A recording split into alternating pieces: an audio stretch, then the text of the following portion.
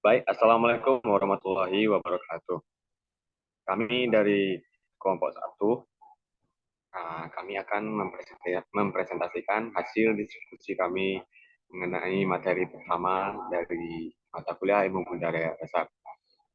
Sebelum kami masuki penjelasan materi, kami akan memperkenalkan anggota kelompok kami masing-masing. Pertama, ada Arya Teguh Pratama. Kedua, Fahmi Aulia Rahman. Ketiga, saya sendiri, Gino S. Zani. Keempat, Hilmi Muhammad. Baik, tanpa berbasa-basi, langsung saja kita mulai presentasinya. Pada pemateri pertama, saya persilakan. Baik, terima kasih kepada moderator yang telah memberikan kesempatan kepada saya.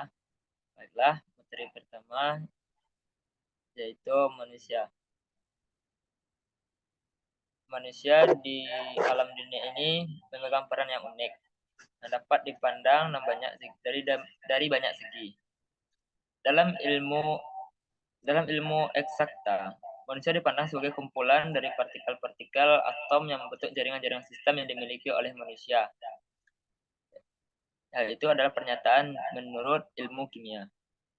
Manusia merupakan kumpulan dari berbagai sistem fisik yang saling terkait satu sama lain dan merupakan kumpulan dari energi, menurut pandangan ilmu fisika. Manusia merupakan makhluk biologis yang tergolong dalam golongan makhluk mamalia, merupakan pernyataan dari biologi. Dari definisi-definisi tersebut, kita dapat melihat bahwa manusia selain dapat dipandang dari banyak segi, juga mempunyai banyak kepentingan. Tetapi, siapakah manusia itu sebenarnya? Dengan berdasar pada uraian di atas, tentu kita akan mengalami kesulitan dalam menjawab pertanyaan tersebut.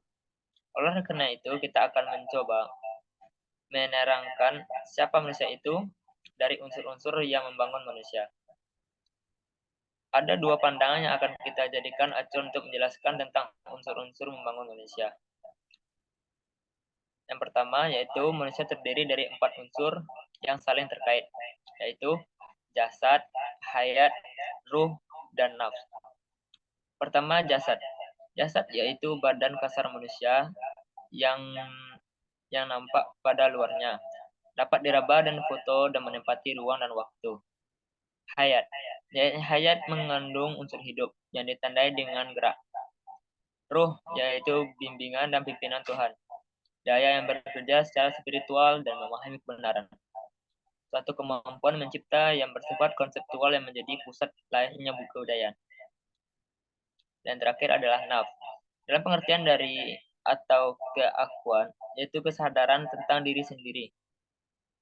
Lalu yang kedua, manusia sebagai satu kepribadian mengandung 3 unsur, yaitu id, ego, dan superego.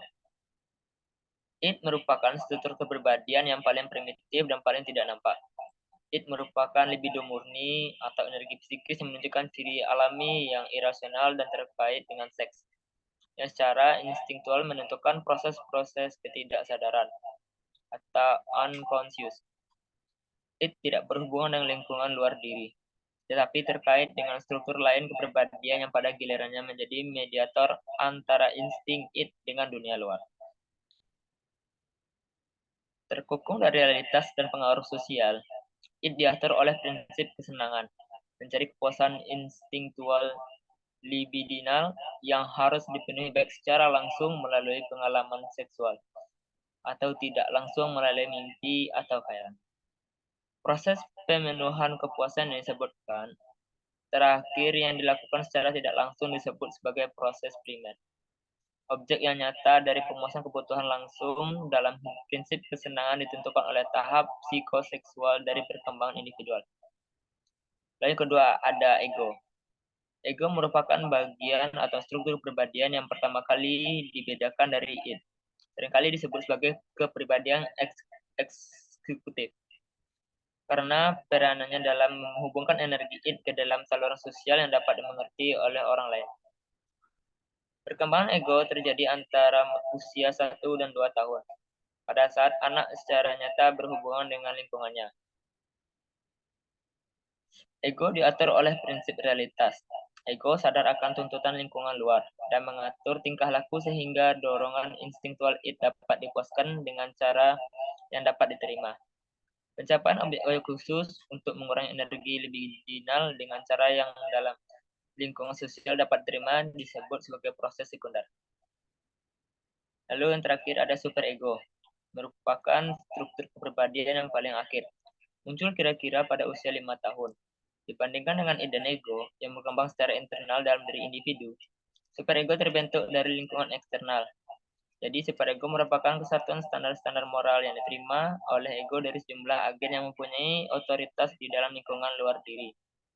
Misalnya merupakan asimilasi dari pandangan-pandangan orang tua, baik aspek negatif maupun positif dari standar moral tingkah laku ini ditunjukkan oleh superego.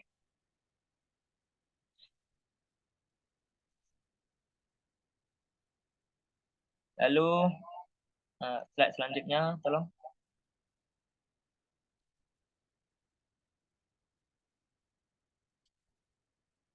Baik, selanjutnya saya akan menjelaskan mengenai hakikat manusia. Hakikat manusia ada 4. Yang pertama itu makhluk ciptaan Tuhan yang terdiri dari tubuh dan jiwa sebagai satu kesatuan yang utuh. Lalu makhluk ciptaan Tuhan yang paling sempurna jika dibandingkan dengan makhluk lainnya. Yang ketiga ada makhluk biokultural, yaitu makhluk hayati yang budayawi. Makhluk ciptaan. Dan yang terakhir adalah makhluk ciptaan Tuhan yang terikat dengan lingkungan atau ekologi. Punya kualitas dan martabat karena kemampuan bekerja dan berkarya. Yang pertama, makhluk ciptaan Tuhan yang terdiri di tubuh dan jiwa sebagai satu kesatuan itu maksudnya adalah tubuh adalah materi yang dapat dilihat, diraba, dirasa, wujudnya konkret tetapi tidak abadi. Jika manusia itu meninggal, tubuhnya hancur dan lenyap. Jiwa terdapat di dalam tubuh dan dapat dilihat. Tidak dapat dilihat maksudnya, tidak dapat diraba, sifatnya abstrak tetapi abadi. Jika manusia meninggal, jiwa lepas dari tubuh dan kembali ke asalnya, yaitu Tuhan. Dan jiwa tidak mengalami kehancuran. Jiwa adalah roh yang ada di dalam tubuh manusia sebagai penggerak dan sumber kehidupan. Lalu B, makhluk ciptaan Tuhan yang paling sempurna jika dibandingkan dengan makhluk lainnya. Kesempurnaan terletak pada adab dan budayanya. Karena manusia dilengkapi oleh penciptanya dengan akal, perasaan dan kehendak yang terdapat di dalam jiwa manusia. Dengan akal atau rasio, manusia mampu menciptakan ilmu pengetahuan dan teknologi. Adanya nilai baik dan buruk yang haruskan manusia mampu mempertimbangkan, menilai, dan berkehendak menciptakan kebenaran, keindahan, kebaikan, atau sebaliknya. Selanjutnya, dengan adanya perasaan, manusia mampu menciptakan kesenian. Daya rasa atau perasaan dalam diri manusia itu ada 2 macam, yaitu perasaan indrawi dan perasaan rohani. Perasaan indrawi adalah rangsangan jasmani melalui panca indera. Tingkahnya rendah dan terdapat pada manusia atau binatang. Perasaan rohani adalah perasaan luhur yang hanya terdapat pada manusia. Misalnya, 1 yaitu perasaan intelektual, yaitu perasaan yang berkenaan dengan pengetahuan. Yang kedua ada perasaan estetis, yaitu perasaan yang berkenaan dengan keindahan. Yang ketiga, perasaan etis, yaitu perasaan yang berkenaan dengan kebaikan. Lalu yang keempat, perasaan diri, yaitu perasaan yang berkenaan dengan harga diri karena ada kelebihan dari yang lain. Yang kelima, perasaan sosial, yaitu perasaan yang berkenaan dengan kelompok atau korp atau hidup bermasyarakat. Ikut merasakan kehidupan orang lain. Yang keenam dan terakhir adalah perasaan religius, yaitu perasaan yang berkenaan dengan agama atau kepercayaan. Lalu poin C yaitu makhluk biokultural, yaitu makhluk hayati yang budayawi. Maksudnya di sini adalah manusia sendiri adalah produk dari saling tindak atau interaksi faktor-faktor hayati dan budayawi. Sebagai makhluk hayati, manusia dapat dipelajari dari segi-segi anatomi, fisiologi, atau faal, biokimia, psikobiologi, patologi, genetika, biodemografi, evolusi biologisnya, dan sebagainya. Sebagai makhluk budayawi, manusia dapat dipelajari dari segi-segi seperti kemasyarakatan, kekerabatan, psikologi sosial, kesenian, ekonomi, perkakas, bahasa, dan sebagainya. Lalu yang D, makhluk ciptaan Tuhan yang terikat dengan lingkungan atau ekologi, mempunyai kualitas dan martabat karena kemampuan bekerja dan berkarya. Søren Kierkegaard, seorang filsuf Denmark, pelopor ajaran eksistensialisme, memandang manusia dalam konteks kehidupan konkret adalah makhluk alamiah yang terikat dengan lingkungannya atau ekologi. Memiliki sifat-sifat alamiah dan tunduk pada hukum alamiah pula. Hidup manusia mempunyai 3 taraf, yaitu estetis, etis, dan religius. Dengan kehidupan estetis, manusia mampu menangkap dunia sekitarnya sebagai dunia yang mengagumkan dan mengungkapkan kembali dalam lukisan, tarian, nyanyian yang indah. Dengan etis, manusia meningkatkan kehidupan estetis ke dalam tingkatan manusiawi dalam bentuk-bentuk keputusan bebas dan dipertanggungjawabkan.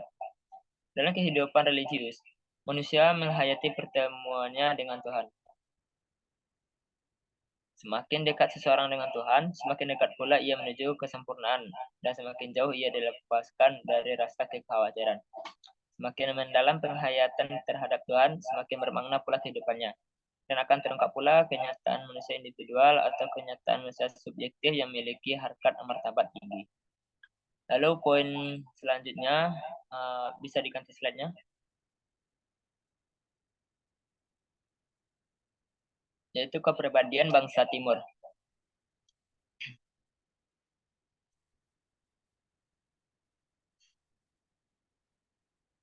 Banyak orang masih mempersoalkan perbedaan antara kebudayaan Barat dan kebudayaan Timur. Padahal konsep itu berasal dari orang Eropa Barat dalam zaman ketika mereka berekspansi menjelajahi dunia, menguasai wilayah luas di Afrika, Asia, dan Oseania, dan memantapkan pemerintahan jajahan mereka di mana-mana. Semua kebudayaan di luar kebudayaan mereka di Eropa Barat disebutnya kebudayaan Timur, sebagai lawannya kebudayaan mereka sendiri yang mereka sebut kebudayaan Barat. Orang-orang yang sering mendiskusikan kontras antara kedua konsep tersebut secara populer bisanya menyangka bahwa kebudayaan Timur lebih mementingkan kehidupan kerohanian, mistik, pikiran psikologis, keramah tamahan, dan gotong royong. Sedangkan kebudayaan Barat lebih mementingkan kebendaan, pikiran logis, hubungan asas guna atau hubungan hanya berdasarkan prinsip guna, dan individualisme. Slide selanjutnya tolong. Lagi.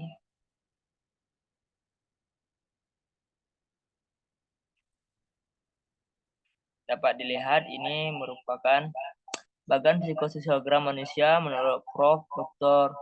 Konjaraningrat dalam bukunya yang berjudul Kebudayaan, Mentalitas, dan Pembangunan dari bukunya pada halaman 128.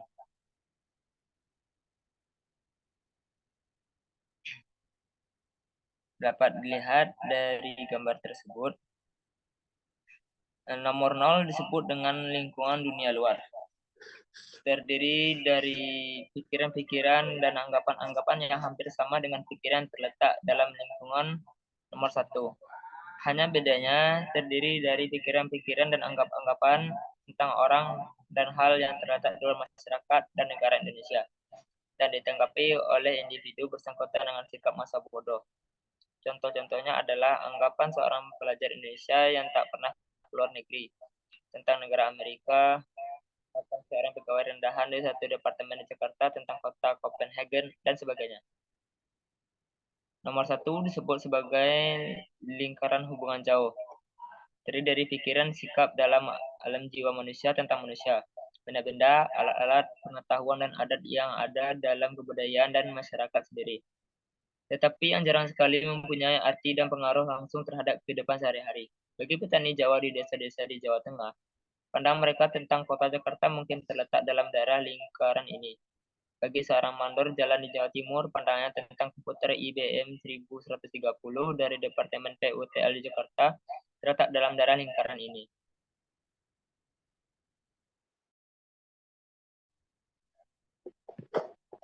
Nomor 2 disebut lingkungan hubungan berguna. Tidak lagi ditandai oleh sikap sayang dan mesra, melainkan ditentukan oleh fungsi kegunaan dari orang, binatang, atau benda-benda itu bagi dirinya. Bagi seorang murid, guru berada di daerah lingkungan dua dari alam pikirannya. Bagi seorang pedagang, para pembelinya ada di situ. Bagi seorang tukang cukur, langganannya berada di situ dan sebagainya. Kecuali manusia. Juga banyak benda dan alat kehidupan sehari-hari yang dipergunakan manusia secara otomatis, tanpa banyak mengeluarkan perasaan, kecakapan, atau tenaga. Berada juga di daerah lingkaran nomor 2 itu. Contoh dari benda-benda yang terletak pada lingkaran itu adalah pakaian seharian, alat-alat makan, perabot rumah tangga, uang, dan sebagainya. Lalu nomor 3 disebut lingkaran hubungan karib, mengandung konsepsi tentang orang-orang, binatang-binatang, atau benda-benda yang oleh si individu diajak bergaul secara mesra dan karib, yang bisa dipakai sebagai tempat berlindung dan tempat mencurahkan isi hati apabila ia sedang terkena tekanan batin atau dikejar-kejar oleh kesedihan dan oleh masalah-masalah hidup yang menyulitkan. Orang tua atau saudara kandung, kerabat dekat, sahabat karib, biasanya merupakan penghuni penting daerah nomor 3 dalam alam pikiran manusia ini. Yang kecuali oleh tokoh-tokoh manusia sering juga ditempati oleh pikiran-pikiran dan perasaan-perasaan terhadap binatang kesayangan, benda kesayangan, benda pusaka, dan juga oleh hal-hal, ide-ide, atau ideologi yang dapat menjadi sasaran rasa kebaktian penuh dari jiwanya. Seperti Tuhan bagi kita, ruh nenek moyang bagi orang berreligi animis, ideologi komunis bagi orang komunis, dan sebagainya. Nomor 4 disebut juga kesadaran dinyatakan atau express consciousness.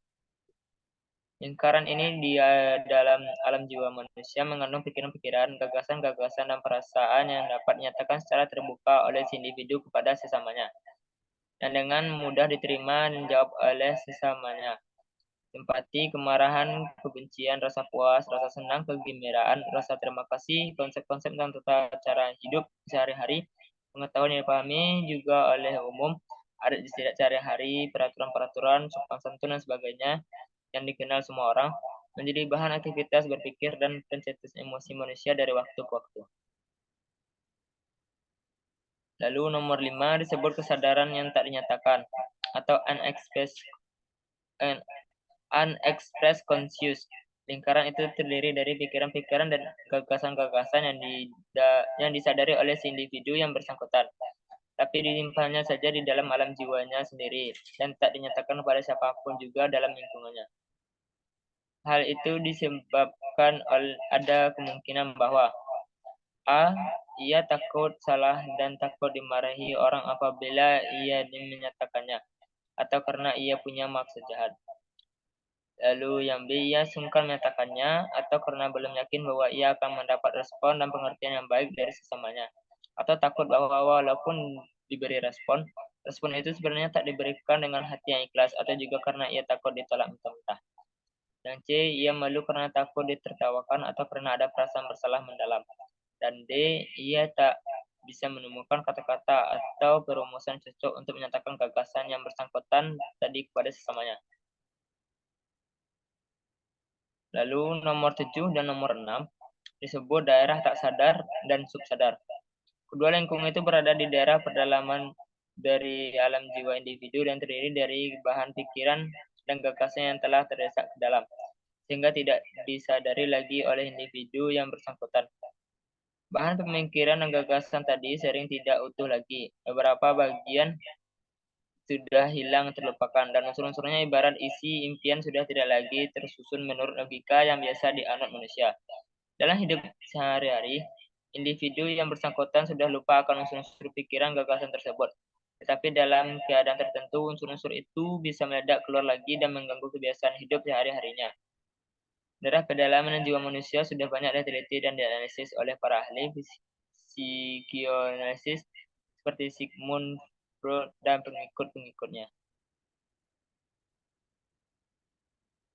Baiklah, mungkin hanya itu materi dapat saya sampaikan. Saya kembalikan pada moderator.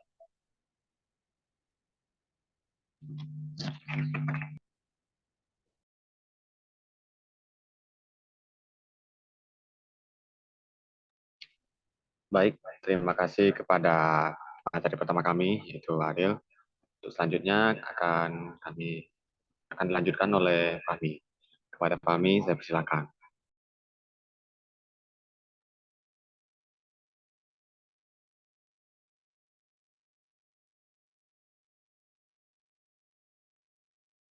Baik, terima kasih kepada moderator. Kecil banget suaranya. Baik, terima kasih kepada moderator atas waktu yang telah disediakan. Baik, saya akan melanjutkan pemaparan materi mengenai kebudayaan. Ketika kita berbicara tentang kebudayaan, maka kita langsung berhadapan dengan pengertian istilahnya. Pengertian kebudayaan menyangkut bermacam-macam definisi yang telah dipikirkan oleh orang-orang hebat, sarjana-sarjana di bidang sosial budaya di seluruh dunia.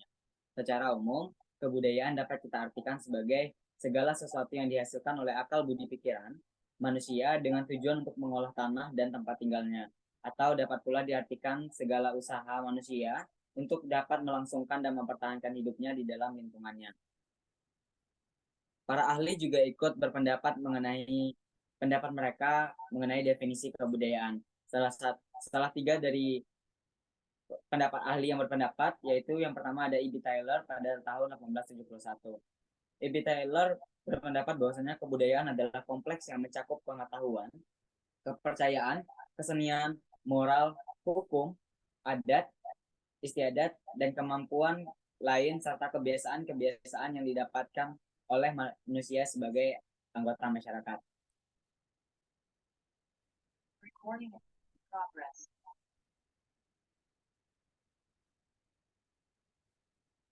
Recording in progress. Sedangkan menurut Sultan Takdir Ali Syahbana, beliau mengatakan bahwa kebudayaan adalah manifestasi dari cara berpikir.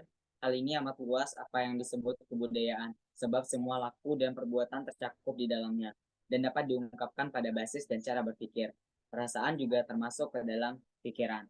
Selanjutnya menurut Kocaraningrat, beliau mengatakan bahwa kebudayaan antara lain berarti keseluruhan gagasan dan karya manusia yang harus dibiasakan dengan belajar, serta keseluruhan dari hasil budi pekertinya.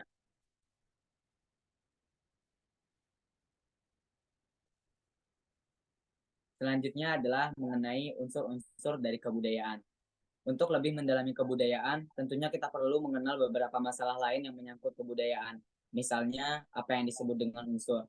Yang dimaksud dengan unsur di sini adalah apa saja yang sesungguhnya kebudayaan itu. Sehingga kebudayaan di sini lebih mengandung makna totalitas daripada sekedar penjumlahan unsur-unsur yang terdapat di dalamnya. Kebudayaan setiap bangsa atau masyarakat terdiri dari unsur-unsur besar maupun unsur-unsur kecil yang merupakan bagian dari suatu pergulatan yang bersifat sebagai kesatuan.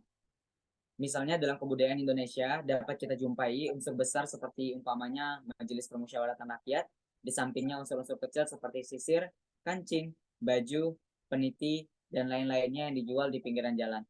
Beberapa orang sarjana telah mencoba merumuskan unsur-unsur pokok kebudayaan. Misalnya Melville J.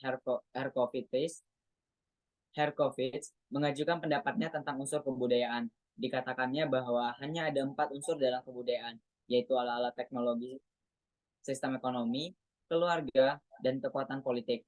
Sedangkan Bronislaw Malinowski, beliau mengatakan bahwa unsur-unsur ini terdiri dari sistem norma, organisasi, ekonomi, alat-alat, lembaga, ataupun petugas pendidikan, dan organisasi kekuatan. Selanjutnya, sesuai yang sudah ditampilkan pada layar PowerPoint, menurut Jack Lukon, di dalam karyanya berjudul Universal Categories of Culture mengemukakan bahwa ada 7 unsur kebudayaan universal, yaitu yang pertama adalah sistem religi atau sistem kepercayaan, merupakan produk manusia sebagai homo religius, manusia yang memiliki kecerdasan pikiran dan perasaan luhur, tanggap bahwa di atas kekuatan dirinya terdapat kekuatan lain yang maha besar. Antara lain itu manusia takut sehingga menyembahnya dan lahirlah kepercayaan yang sekarang menjadi agama. Yang kedua adalah sistem organisasi kemasyarakatan. Sistem ini merupakan produk dari manusia sebagai homo socius. Manusia sadar bahwa tubuhnya lemah, namun memiliki akal. Maka disusunlah organisasi kemasyarakatan di mana manusia bekerja sama untuk meningkatkan kesejahteraan hidupnya. Yang ketiga adalah sistem pengetahuan. Merupakan produk manusia sebagai homo sapiens, pengetahuan dapat diperoleh dari pemikiran sendiri, di samping itu didapat juga dari orang lain. Kemampuan manusia ingat apa yang telah diketahui, kemudian menyampaikannya kembali kepada orang lain melalui bahasa, menyebabkan pengetahuan dapat menyebar dengan sangat luas. Lebih-lebih, bila pengetahuan itu dibukukan, maka penyebarannya dapat dilakukan dari satu generasi ke generasi berikutnya. Yang keempat adalah sistem mata pencaharian hidup dan sistem ekonomi. Sistem ini merupakan produk manusia sebagai Homo economicus, menjadikan tingkat kehidupan manusia secara umum terus meningkat. Yang kelima adalah sistem teknologi dan peralatan. Sistem ini merupakan produk dari manusia juga yang sebagai Homo fiber, bersumber dari pemikirannya yang cerdas dan dibantu dengan tangannya yang dapat memegang sesuatu dengan erat. Manusia dapat membuat dan mempergunakan alat. Dengan alat-alat ciptaannya, itulah manusia dapat lebih mampu mencukupi kebutuhannya daripada binatang. Yang keenam adalah bahasa. Bahasa merupakan produk dari manusia sebagai Homo longuens. Bahasa manusia dapat muncul diwujudkan dalam bentuk tanda atau kode yang kemudian disempurnakan dalam bentuk bahasa lisan dan akhirnya menjadi bentuk bahasa tulisan. Yang ketujuh atau yang terakhir adalah kesenian. Kesenian merupakan hasil dari manusia sebagai Homo aestheticus. Setelah manusia dapat mencukupi kebutuhan fisiknya, maka dibutuhkan kebutuhan psikisnya untuk dipuaskan. Manusia bukan lagi semata-mata memenuhi kebutuhan isi perut saja, tetapi mereka juga perlu pandangan mata yang indah, suara yang merdu, yang semuanya dapat dipenuhi melalui kesenian. Kultural universal tersebut dapat dijabarkan lagi ke dalam unsur-unsur lebih kecil, disebut kegiatan-kegiatan kebudayaan atau cultural activity, yang mana contoh kultural universal pencaharian hidup dan ekonomi antara lain mencakup kegiatan-kegiatan seperti pertanian, peternakan, sistem produksi, sistem distribusi, dan lain-lain. Cultural activity yang dapat dibagi lagi menjadi unsur-unsur yang lebih kecil lagi yang disebut dengan trade complex. Misalnya, kegiatan pertanian menetap meliputi unsur-unsur irigasi, sistem pengolahan tanah dengan bajak, sistem hak milik ke atas tanah, dan lain sebagainya. Selanjutnya, trade complex mengolah tanah dengan hewan-hewan yang dengan bajak akan dapat dipecah-pecah ke dalam unsur-unsur yang lebih kecil lagi. Misalnya hewan-hewan yang menarik bajak, teknik mengendalikan bajak, dan seterusnya. Akhirnya, sebagai unsur kebudayaan terkecil yang membentuk trade adalah items. Contohnya adalah alat bajak yang terdiri dari gabungan alat-alat atau bagian-bagian yang lebih kecil lagi yang dapat dilepaskan akan tetapi pada hakikatnya merupakan suatu kesatuan. Masalah lain yang juga penting tentang kebudayaan adalah wujudnya. Pendapat umum mengatakan bahwa kebudayaan dapat dibedakan dalam dua bentuk wujudnya. Pertama, dalam kebudayaan bendaniah atau material dengan ciri dapat dirasa saja. Kedua, kebudayaan rohaniah atau spiritual dengan ciri dapat dirasa saja. Selanjutnya adalah poin F, yaitu mewujud kebudayaan. Wujud kebudayaan menurut dimensi wujudnya, kebudayaan mempunyai 3 wujud, yaitu wujud kompleks atau gagasan, konsep, dan pikiran manusia. Wujud ini disebut sebagai sistem budaya, sifatnya abstrak, tidak dapat dilihat, dan berpusat kepada kepala-kepala manusia yang menganutnya. Atau dengan perkataan lain, dalam alam pikiran warga masyarakat, di mana kebudayaan bersangkutan hidup. Dalam warga masyarakat tadi mengatakan gagasan mereka dalam tulisan, maka lokasi dan kebudayaan ideal sering berada dalam karangan dan buku-buku hasil karya para penulis warga masyarakat yang bersangkutan. Sekarang, kebudayaan ideal juga banyak tersimpan dalam disk, arsip, koleksi, mikrofilm, dan mikrofis. Yang kedua adalah kompleks aktivitas, berupa aktivitas manusia yang saling berinteraksi, bersifat konkret, dapat diamati atau diobservasi. Wujud ini sering disebut sebagai sistem sosial. Sistem sosial ini terdiri dari aktivitas-aktivitas manusia yang berinteraksi, berhubungan, serta bergaul satu dengan yang lain dari detik ke detik, dari hari ke hari, dan dari tahun ke tahun, selalu menurut pola-pola tertentu yang berdasarkan ada tata kelakuan. Sebagai rangkaian aktivitas manusia dalam masyarakat, sistem sosial bersifat konkret, terjadi di sekeliling kita sehari-hari, bisa diobservasi, difoto, dan didokumentasikan. Yang ketiga adalah wujud sebagai benda. Aktivitas manusia yang saling berinteraksi tidak lepas dari berbagai penggunaan peralatan sebagai hasil karya mereka untuk mencapai tujuan mereka. Aktivitas karya manusia tersebut menghasilkan benda-benda yang mereka gunakan untuk berbagai keperluan hidup mereka. Kebudayaan dalam bentuk fisik yang konkret bisa juga disebut kebudayaan fisik, mulai dari benda yang diam sampai benda yang bergerak. Ketiga wujud dan kebudayaan tadi dalam kenyataannya kehidupan masyarakat tak terpisahkan satu sama lain. Kebudayaan ideal dan adat istiadat mengatur dan memberi arah kepada tindakan-tindakan dan karya manusia, baik pikiran-pikiran dan ide-ide maupun tindakan dalam karya manusia. menghasilkan benda-benda kebudayaan fisiknya. Sebaliknya, kebudayaan fisik membentuk suatu lingkungan hidup tertentu yang makin lama makin menjauhkan manusia dari lingkungan alamiahnya, sehingga mempengaruhi pola-pola perbuatan, bahkan cara berpikirnya. Selanjutnya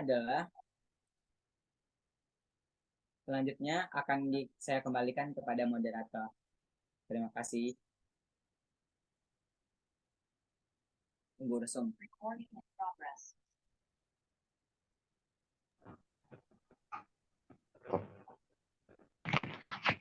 Baik, terima kasih kepada Fahmi telah menunjukkan materi. Untuk materi selanjutnya akan dilanjutkan oleh saya sendiri, yaitu bagian selanjutnya orientasi nilai budaya. Kebudayaan sebagai karya manusia memiliki sistem nilai. Menurut C. Foucault dalam karyanya Variation in Value Orientation pada tahun 1961, sistem nilai budaya semua kebudayaan di dunia secara universal menyangkut 5 pokok kehidupan manusia, yaitu pertama, hakikat hidup manusia. Hakikat hidup untuk setiap kebudayaan berbeda secara ekstrem. Ada yang berusaha untuk memadukan hidup, ada pula yang dengan pola kelas tertentu menganggap hidup sebagai sesuatu hal yang baik, yaitu mengisi hidup. Hakikat karya manusia. Setiap kebudayaan hakikatnya berbeda. Di antaranya ada yang beranggapan bahwa karya bertujuan untuk hidup, karya memberikan kedudukan atau kematan, karya merupakan gaya hidup untuk menambah karya lagi. Ketiga yaitu hakikat waktu manusia. Hakikat waktu untuk setiap kebudayaan ada yang berpandangan mementingkan realitas masa lalu, berpandangan untuk masa kini atau masa yang akan datang.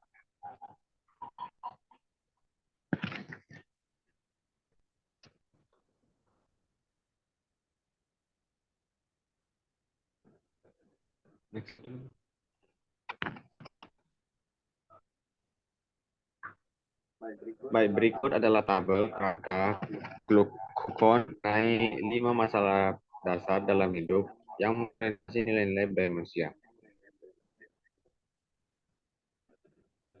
Pada bagian tersebut terdapat 5 masalah dasar dalam hidup kita, yaitu karya, persepsi tentang waktu, pandangan manusia terhadap alam, dan hakikat hubungan antara manusia dengan semuanya.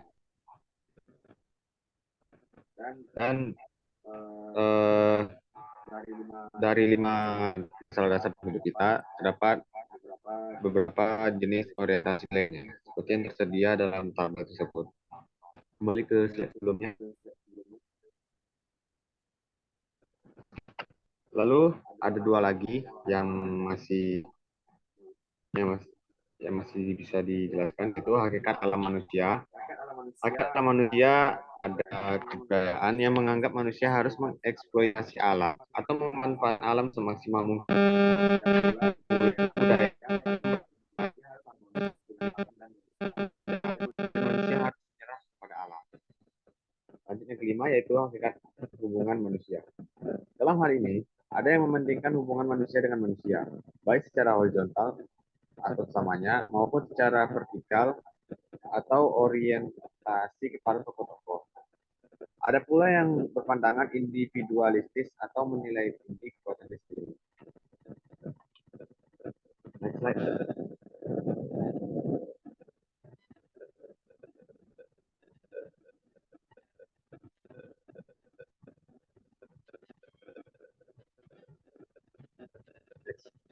Yang berubah.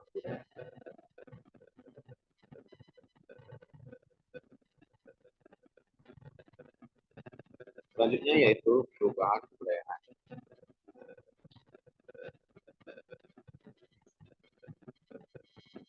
Masyarakat dan kebudayaan dimanapun selalu dalam keadaan berubah. Yaitu masyarakat dan kebudayaan primitifnya terisolasi dari berbagai hubungan dengan masyarakat.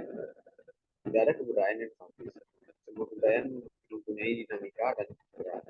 Gerak kebudayaan sebenarnya adalah gerak manusia yang hidup dalam masyarakat, yang menjadi wadah kebudayaan tadi. Gerak manusia terjadi oleh karena ia mengadakan hubungan dengan manusia lainnya. Artinya, karena terjadi hubungan antar kelompok manusia di dalam masyarakat.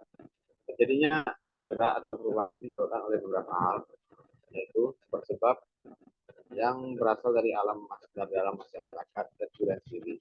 Misalnya, perubahan jumlah dan komposisi penduduk. Kedua, sebab-sebab perubahan lingkungan alam dan fisik tempat mereka hidup.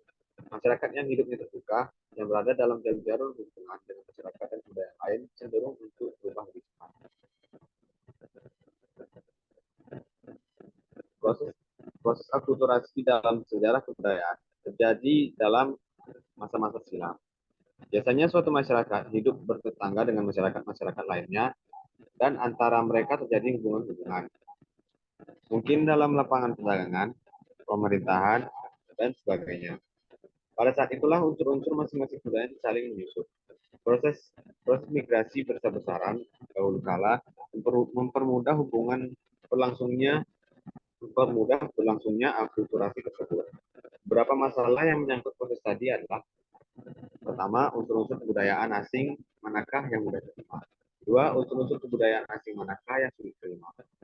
Tiga, individu manakah yang cepat menerima unsur-unsur yang baru? Dan yang terakhir, ketegangan apakah yang timbul sebagai akibat dari akulturasi tersebut? Next.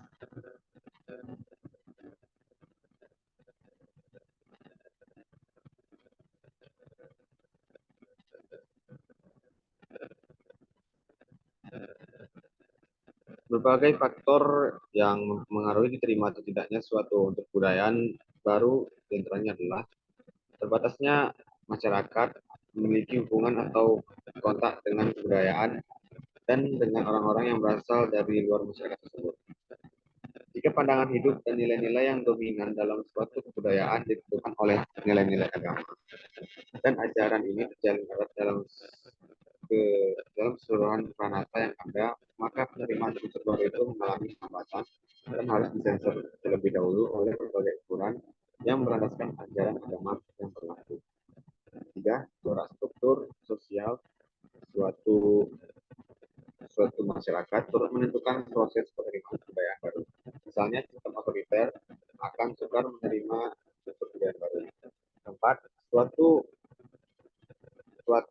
unsur kebudayaan diterima jika sebelumnya sudah ada unsur kebudayaan yang menjadi landasan bagi diterimanya unsur kebudayaan yang baru tersebut. Dan yang terakhir, apabila unsur yang baru itu memiliki skala kegiatan yang terbatas dan dapat dengan mudah dibuktikan penggunaannya oleh warga masyarakat yang bersangkutan.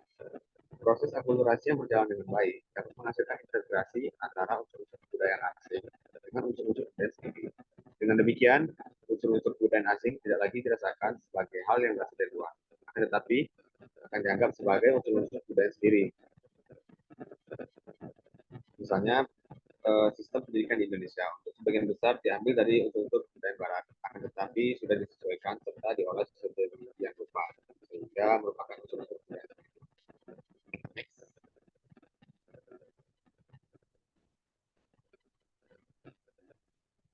Kaitan manusia dan kebudayaan. Secara sederhana, hubungan antara manusia dan kebudayaan adalah manusia sebagai perilaku kebudayaan dan kebudayaan tersebut merupakan objek yang dilaksanakan manusia.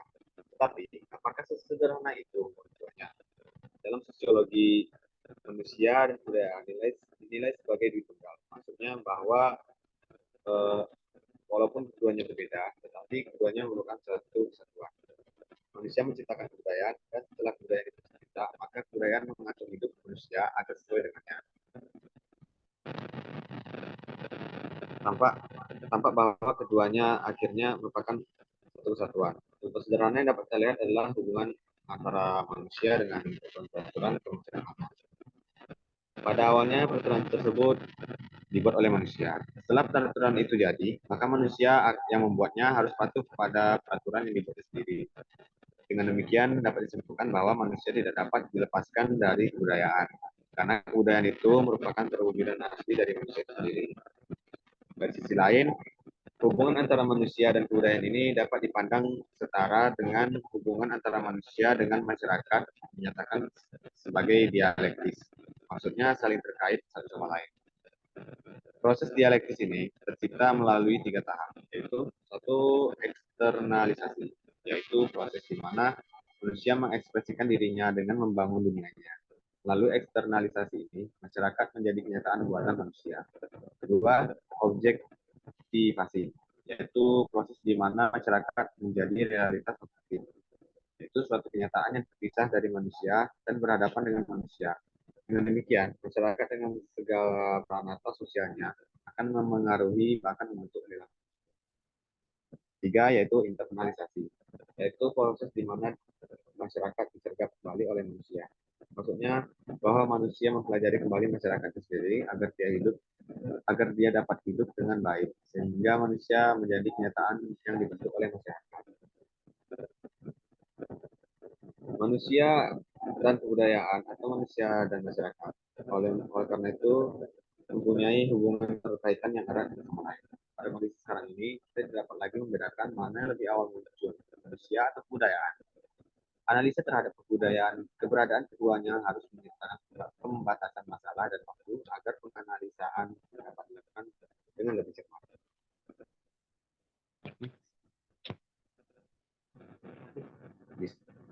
Bisa.